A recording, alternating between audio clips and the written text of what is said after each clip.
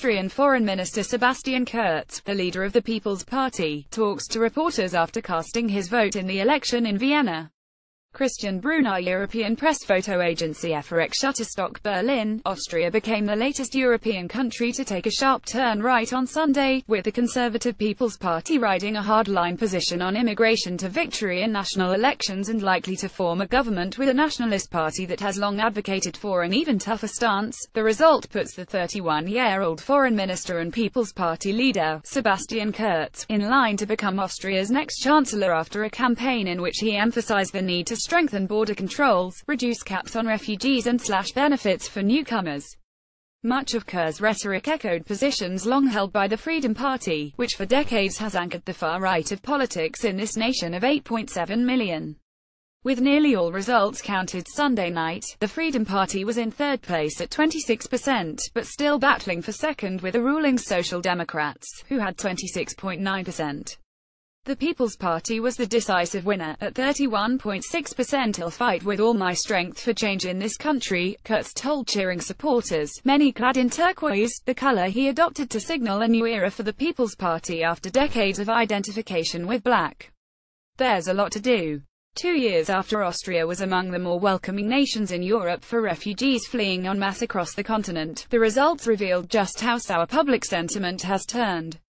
Hundreds of thousands of people fleeing war, oppression and poverty passed through the Central European nation on their way to destinations farther north and west in late 2015 and early 2016. Tens of thousands stayed in the country and applied for asylum protection. Austrians are fearful because of immigration and the refugee crisis, said Reinhard Heinisch, a political scientist at the University of Salzburg. Kurz addressed these fears, and played with these fears. As in other elections across Europe this year, the far right made significant progress, but not enough to triumph. In France this spring, National Front leader Marine Le Pen made it to the final round of the presidential election. Just last month, the Alternative for Germany party took 13% of the vote, putting a far-right party in the German parliament for the first time in more than half a century. But unlike in those nations, in Austria the far right is expected to become part of the government. Kurz will need a coalition partner to form a majority in the parliament, and the Freedom Party is considered the most likely option. If he goes that route, it would end a grand coalition between Austria's centre-left and centre-right that has led the country for the past decade, and for much of its modern history. The Freedom Party, whose first leader was a former SS officer and whose current leader was a one-time neo-Nazi youth activist, has been in government before it teamed with the People's Party for 5 years, starting in 2000. At the time, the European Union imposed sanctions against Austria to show its displeasure with a government that included a party long relegated to the fringe. But in a measure of how far Europe has shifted to the right, no one is contemplating sanctions today. Freedom Party backers were in a jubilant mood Sunday night, eating schnitzel, dancing to Austrian folk music and waving flags at the party's election night celebration. Heinz Christian Streeck, the party leader, said the results proved that our message has reached the mainstream. That was evident not only in the party's results, but also in the influence that it had over its rivals, who adopted many of the party's positions as their own. Kurz, who would be the world's youngest head of government, frequently boasted that as foreign minister he had closed the Balkan route for asylum seekers in the spring of 2016 by shutting Austrian borders to new arrivals.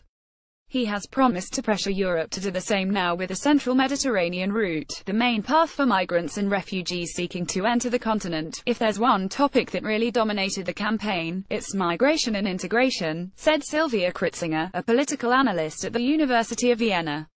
Especially with Kurz, it always came back to immigration.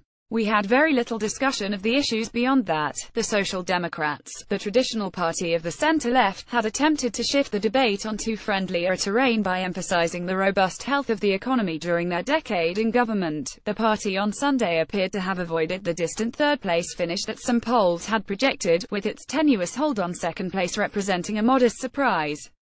But Sunday's result is almost certain to end the chancellorship of incumbent Christian Kern. In an interview with broadcasters Sunday evening, he said the Social Democrats were not thrilled with this result, but we can live with it. He ascribed the party's challenges to forces that are buffeting centre-left parties across the West. We've seen a move to the right in this election. It's not a time that favours Social Democrats, he said. We've seen that in all of Europe. Kern hinted that the party would be willing to serve in a coalition government.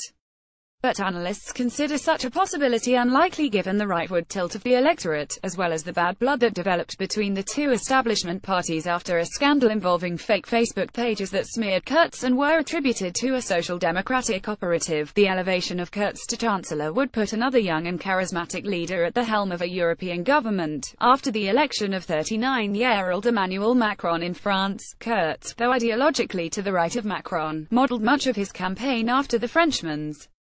The Austrian politician styled his run for the nation's highest office as a movement, not a conventional election, and personalized his party, informally renaming it the Sebastian Kurz list. Kritzinger said Kurz's opponents were flummoxed by how to counteract the charismatic People's Party leader, who took the reins in the party this year and promptly remade it as his own. From a rhetoric perspective, HES an absolute talent, Kritzinger said. The other parties didn't know how to deal with him.